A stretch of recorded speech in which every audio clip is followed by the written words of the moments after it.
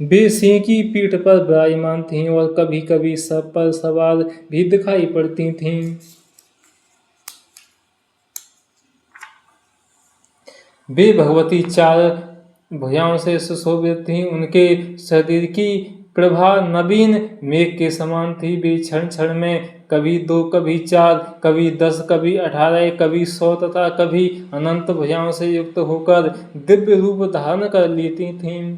वे कभी विष्णु रूप में होकर उनके वाम भाग में लक्ष्मी का रूप धारण करके विराजमान दिखाई पड़ती थीं। कभी राधा सहित कृष्ण के रूप में हो जाती थीं। कभी स्वयं ब्रह्मा का रूप धारण करके उनके वाम भाग में सरस्वती के रूप में दृष्टिगत होती थीं और कभी शिव का रूप धारण कर उनके वाम भाग में गौरी रूप में स्थित हो जाती थीं। इस प्रकार उन सर्वव्यापिनी ब्रह्म स्वरूपिणी भगवती ने अनेक प्रकार के रूप धारण कर व्यास जी का संशय दूर कर दिया। सूत जी बोले, इस प्रकार पराशर पुत्र व्यास जी भगवती का दर्शन करके उन्हें परम ब्रह्म के रूप में जानकर जीवन मुक्त हो गए। तदंतर भगवती ने उनकी अभिलाषा जानकर उन्हें अपने चरण तल में स्थित कमल के दर्शन कराए। मुनि व्यास जी ने उस कमल के 1000 दलों में परमाक्षर स्वरूप महाभागवत नामक महापुराण को देखा। द्विजो तब सिर झुकाकर स्तुति करते हुए देवी को सादर प्रणाम करके कृत होकर वे महर्षि व्यास जी अपने आश्रम चले गए। उन्होंने भगवती के चरणों में स्थित कमल में परमाक्षर स्वरूप पवित्र महाभागवत पुराण का जिस रूप में दर्शन किया था उसी रूप में उसे प्रकाशित किया। उन्होंने अत्यंत स्नेह पूर्वक मुझे वह पुराण सुनाया और मैंने उसे सुना।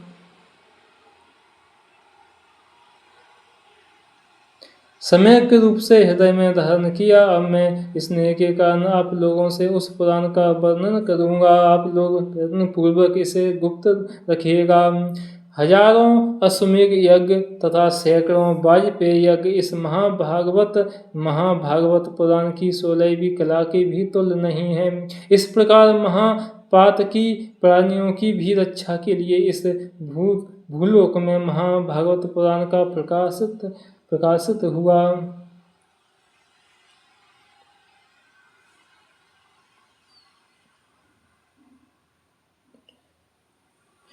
सूत जी बोले, बहुत से पौराणिक आख्यानों का श्रवण कर लेने के बाद मुनिश्रेष्ठ जैमिनी ने भूमि पर दंड की भांति गिरकर व्यास जी को प्रणाम करके उनसे आदरपूर्वक पूछा। जैमिनी बोले, समस्त वेद वेत्ताओं में श्रेष्ठ मुनिवर आपको नमस्कार है। महामते, इस लोक में आपसे बढ़कर वक्ता और कोई नहीं है। मुने, आपके मुखार बिंद से पुण्य की कथा सुनकर मैं कृतार्थ हो गया हूँ, इसमें संदेह नहीं है। अब एक दूसरी बात जो मेरे मन में चिरकाल से स्थित है उसके विषय में सुनना चाहता हूँ। जगत के आदि में उत्पन्न भक्तों के दुर्गम कष्टों को दूर करने वाली तीनों लोकों की माता नित्य स्वरूपा सच्चिदानंद स्वरूपिणी जो भगवती दुर्गा हैं, ब्रह्मा आदि देवताओं के लिए भी दुर्लभ, जिनके दोनों चरणारविंदों को अपने हृदय कमल पर धारण करते हुए विश्वेश्वर शिव सब रूप में स्थित हैं। उनके अनुपम महात्म का आपने जो संक्षिप्त में वर्णन किया है उससे मेरी तृप्ति नहीं हुई।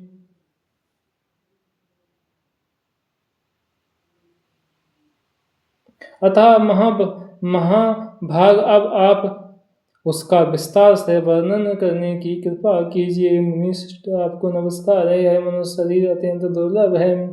अनेक सैकड़ों जन्मों के बाद इसे प्राप्त कर जिसने उस भगवती महात्म का श्रवण नहीं किया उसका जीवन व्यर्थ है। उनका वह वचन सुनकर सत्यवती पुत्र व्यास जी ने मुनिवर जैमिनी को प्रशंसा करके उनसे कहा।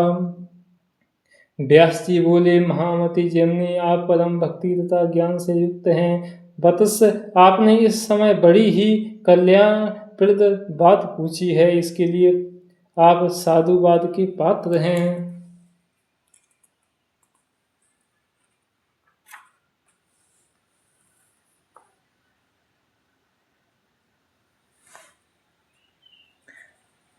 जिसका श्रवण करके भक्ति और धर्म से शून्य महान पापी मनुष्यों का भी इस लोक में पुनर्जन्म नहीं होता, और जिसे सुनकर पापी मनुष्य ब्रह्म हत्या आदि पातकों से भी छूट जाता है, उस कथा को आप सुनना चाहते हैं, अतः आप परम भाग्यशाली हैं। मुने ब्रह्म हत्या आदि समस्त पाप भी तभी तक मनुष्यों को ग्रस्त किए रहते हैं जब तक भगवती का चरित्र उसके कान में पड़ नहीं जाता। यदि सैकड़ों पाप किया हुआ मनुष्य भी इस दुर्गा चरित्र का श्रवण करता है तो उसे देखकर यमराज भी अपना दंड छोड़कर उसके चरणों पर गिर पड़ते हैं।